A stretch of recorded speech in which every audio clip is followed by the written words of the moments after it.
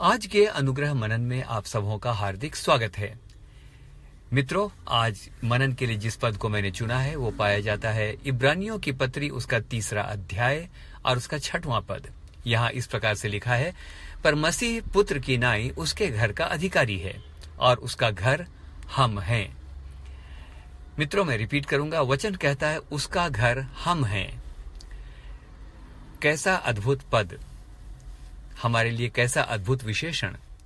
मित्रों, जो परमेश्वर स्वर्गों के स्वर्ग में नहीं समाता, जिसके बारे में वचन कहता है कि वो उजियाले को चादर की नाई ओढ़ता है, जिसके बारे में लिखा है कि स्वर्ग उसका सिंहासन और धरती उसके पांव की चौकी है, ऐसा परमेश्वर हमें यानी मुझे और आपको अपना घर कहता है। क्या आप आनंदित नहीं हैं? मित्रों, आइए कुछ और गहराई में चलें। यदि गहराई में चलें तो वचन हमें और भी अर्थपूर्ण ढंग से आदर देता है। 1 कुरिन्थियों 3 उसका 16 बहुत ही जाना पहचाना पद है। यहाँ लिखा है, क्या तुम नहीं जानते कि तुम परमेश्वर का मंदिर हो और परमेश्वर का आत्मा तुम में वास करता है। तो मित्रों, यदि इन 2-3 पदों के सारांश या क्रक्स को देखें तो एक बात बड़ी सफाई से सामने आती है और वो ये है कि हम परमेश्वर का घर हैं। और शायद इसीलिए हम इस गीत को गाते हैं, this is your house, this is your home, come Lord take your place. हम उसके घर हैं। आइए मित्रों, अब इसी बात को दूसरे ढंग से समझते हैं। साथियों, जब कोई भी अपना घर बनाता है या हम जब अपना घर बनाते हैं तो बड़ी हसरत से बनाते हैं। एक एक चीज को हम ध्यान में रखते हैं। कैसा रंग होगा दीवारों का, पर्दे कैसे होंगे, मटेरियल कैसा होगा।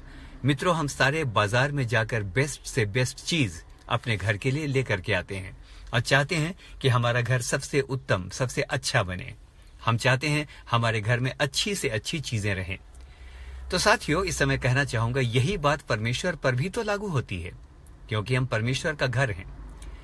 तो मित्रों, फिर सवाल ये उठता है कि परमेश्वर अपने घर यानी हमारे अंदर क्या चाहता है? क्या बेस्ट मटेरियल वो हमारे जीवन में चाहता है ताकि वो हम में वास करे?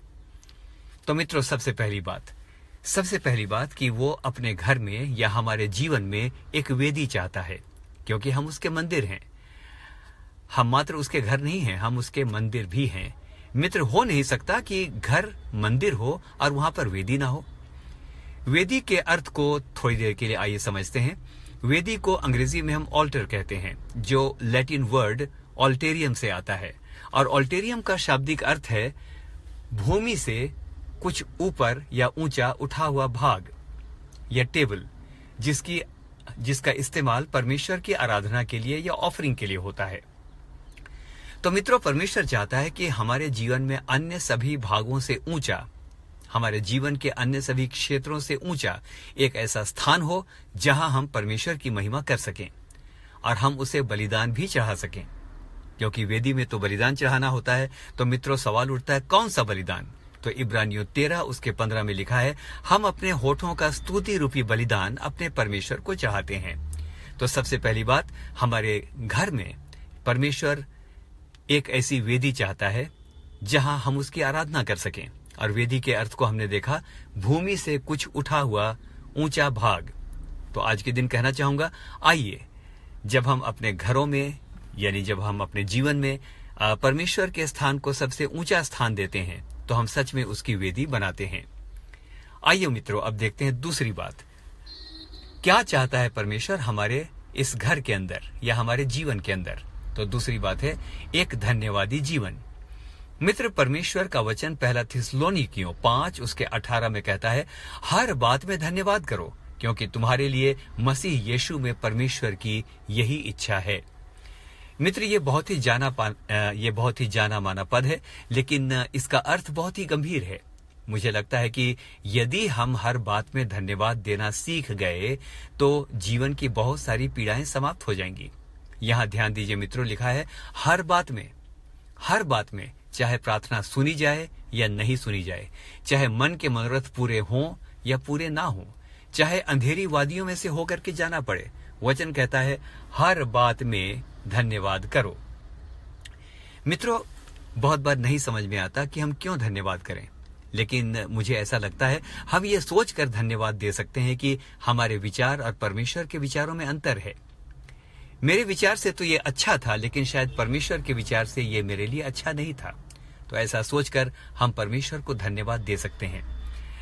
मित्रों, ऐसे घर की कल्पना करें जहां आपके प्रवेश करते ही शिकायत और कड़वाहट और अप्रिय बातें आपको सुनाई पड़ती हों। ऐसे घर में जाना कोई पसंद नहीं करेगा जहां झगड़ा और कुड़कुड़ाहट और बुड़बुड़ाहट हो। मित्रों, उसी प्रकार से जब हम परमेश्वर का घर हैं, तो जब परमेश्वर हमारे पास आता है, जब यीशु हमारे घर के द्वार पर खटखटाता है, तो आइए हमारे जीवन से मात्र धन्यवाद सुना जाए, कुड़कुड़ाहट की बातें नहीं। तब हम उसका घर सिद्ध होंगे। मित्रों, तीसरी बात इस समय आपसे कहना चाहता हूं कि परमेश्वर हमारे घर में या हमारे जीवन में हमसे नम्रता चाहता है। उस घर में, यदि आप किसी घर में जाएं जहां लोग बिल्कुल विनम्र ना हो और अशिष्टता से बात करें, तो आपको कैसा लगेगा? तो मित्रों, इसी प्रकार से हमारा जीवन भी जो परमेश्वर का घर है, आइए नम्रता और दीनता से भरा हुआ रहे। मत्ती 5:3 में इस प्रकार से लिखा है, धन्य है वे जो मन के दीन हैं, क्योंकि स्वर्ग का राज्य उन्हीं का है। मित्रों, ऐसे लोगों को स्वर्ग के राज्य का अधिकारी बताया गया है। आइए अंतिम बात आपसे करना चाहता हूं कि हमारे जीवन के घर में बेस्ट मटेरियल और क्या होना चाहिए। मित्र, यदि हम परमेश्वर के घर हैं, तो परमेश्वर चाहता है कि हमारा घर या हमारा जीवन उसके वचन से भरा हुआ रहे। यदि यीशु का जीवन देखें तो वो वचन से भरा हुआ जीवन था। ऐसा कोई डिस्कशन नहीं है, ऐसी कोई बातचीत नहीं है, ऐसा कोई भी मौका हमें यीशु के जीवन में दिखाई नहीं देता जहां वह वचन से बात नहीं करता है। न जाने मित्रों, हमने अपने मन में क्या क्या बसा रखा है। मित्र, जो भरा हुआ होगा वही बाहर आएगा, है ना? कुलुसियों 3:16 में परमेश्वर का वचन कहता है, मसीह के वचन को अधिकाई से अपने हृदय में बसने दो, अस्तित्व ज्ञान सहित एक दूसरे को सिखाओ और चिताओ। बाइबल नहीं कहती कि थोड़ा बहुत वचन चलेगा, थोड़े बहुत पद याद हो तो चल जाएंगे। नहीं मित्रों, वचन कहता है अधिकाई से अपने हृदय में वचन को बसने दो।